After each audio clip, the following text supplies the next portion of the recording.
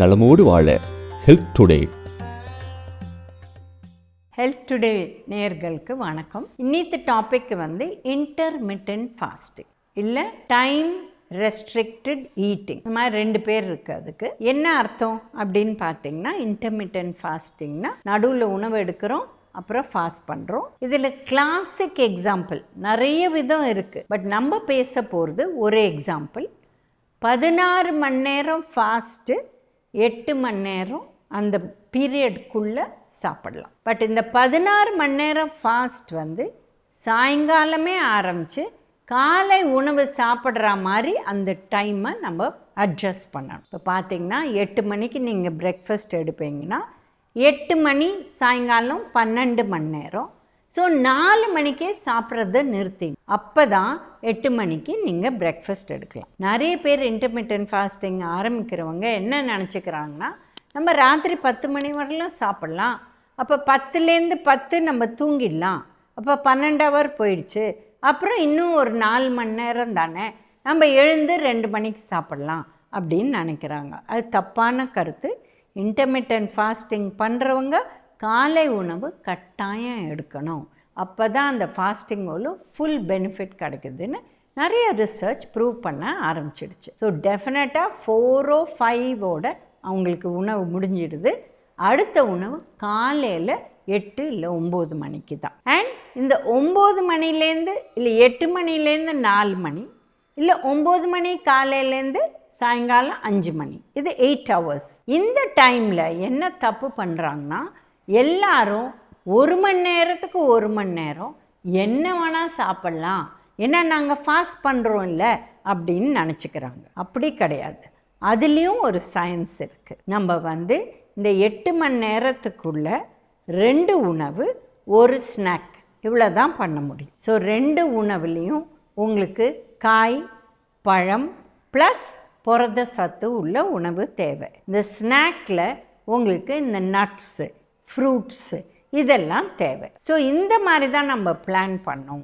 So 8 o'clock அவங்க காலை உணவு எடுக்கிறாங்கன்னா அதில் புரத சத்து, சாம்பாரோ இல்லை நான்வெஜ் சாப்பிட்றவங்க முட்டை இதை யூஸ் பண்ணிட்டு ப்ளஸ் இட்லியோ தோசையோ உப்புமாவோ ப்ளஸ் சட்னி சாம்பார் இது மாதிரி சாப்பிட்டுட்டு அப்புறம் அதில் ஒரு டெஃபினட்டாக ஒரு ஃப்ரூட்டும் சேர்த்துக்கணும், இல்லை ஒரு காய் சேர்த்துக்கலாம். ஒரு வெள்ளரிக்காய் நறுக்கி சாப்பிட்லாம், கேரட் நறுக்கி சாப்பிட்லாம், இல்லை மிக்சட் வெஜிடபிளாக கட் பண்ணி சாப்பிட்லாம், இல்லை பொரியலே காலையில் சீக்கிரம் எழுந்து பண்ணி அது கூட சாப்பிட்லாம். அப்புறம் மதிய உணவு கிடையாது, ஸ்ட்ரெயிட்டாக உங்களுக்கு டின்னர் தான், விச் இஸ் அட் 4 இல்லை 5 o'clock.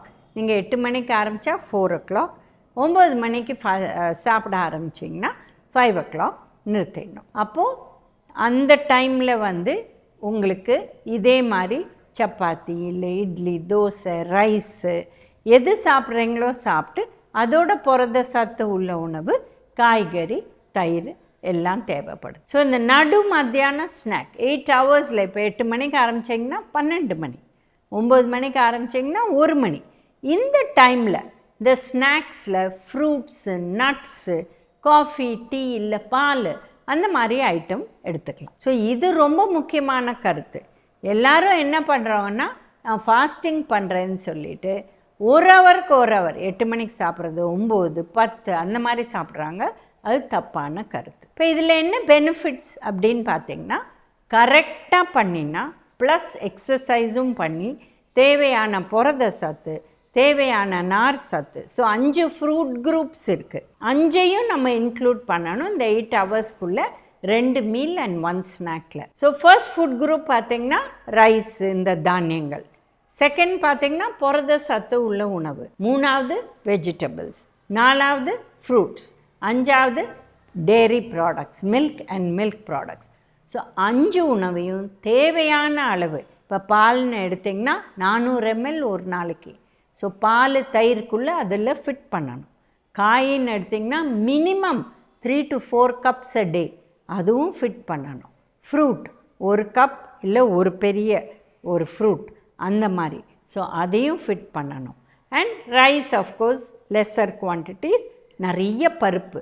ஏன்னா ஃபாஸ்டிங் பண்ணிவிட்டு வெறும் கார்போஹைட்ரேட் மட்டுமே கான்சென்ட்ரேட் பண்ணால் அவங்க உடம்புலேருந்து மசில் போயிடும்.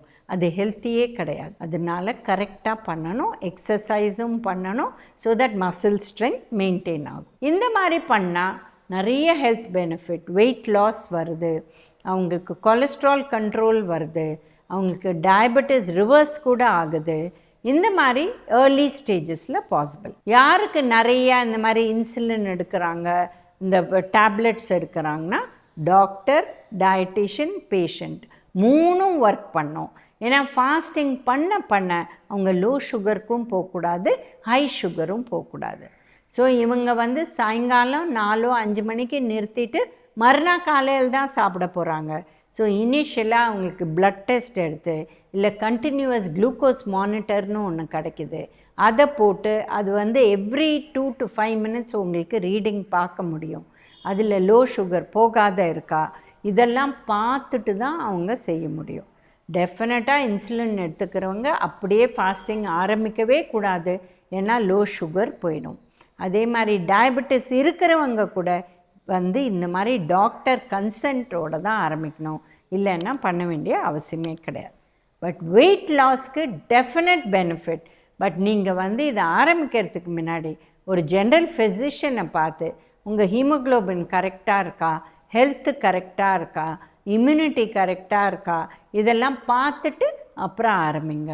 ஸோ ஃபாஸ்டிங்கிறது ரொம்ப முக்கியம். பட் ஃபாஸ்டிங்க்கு அப்புறம் ஃபீஸ்டிங் பண்ணக்கூடாது. அந்த 8 ஹவரில் ஃபுல்லாக ஃபீஸ்டிங், நாங்கள் என்ன வேணால் சாப்பிட்லாம், இது தப்பான கருத்து. ஸோ நம்ம சொன்ன மாதிரி all food groups, correct time maintenance, 2 main meal, ஒரு ஸ்நாக், அவ்வளோதான் அலவுட். அதை மெயின்டைன் பண்ணிங்கன்னா நிறைய பெனிஃபிட்ஸ் வரும் வெயிட் லாஸில். இப்போ நார்மல் இண்டிவிஜுவல்னு பார்த்திங்கன்னா அவங்க ஹைட் 160 சென்டிமீட்டர்ஸ் இருக்குன்னா அவங்க ஐடியல் வெயிட் -160 kg இருக்கணும். இவங்க ஓவர் வெயிட்டாக இருந்தால் நாங்கள் 25 × 60 இதுதான் சாப்பிட சொல்கிறோம் அவங்களுக்கு. So around 1500 calories. இவங்களே அண்டர் வெயிட்டாக இருந்தால் நம்ம ஜாஸ்தி கேலரி கொடுப்போம், ஆல்மோஸ்ட் 2400 அந்த மாதிரி கொடுப்போம். கரெக்ட் வெயிட்டாக இருந்தால் அவங்களுக்கு ஜஸ்ட் 2000 calories. பட் இப்போ எல்லாருமே ஓவர் வெயிட்டாக இருக்கிறதுனால 1500 to 1800 calories தான் நார்மல் லெவல். இன்டர்மிட்டன்ட் ஃபாஸ்டிங் இருந்தால் கூட மேக்ஸிமம் 1200 குறையலாமே வழிய அது கீழே குறையக்கூடாது. ஏன்னா நியூட்ரியன்ஸ் கிடைக்காத டெஃபிஷியன்சிஸ் வந்துடும்.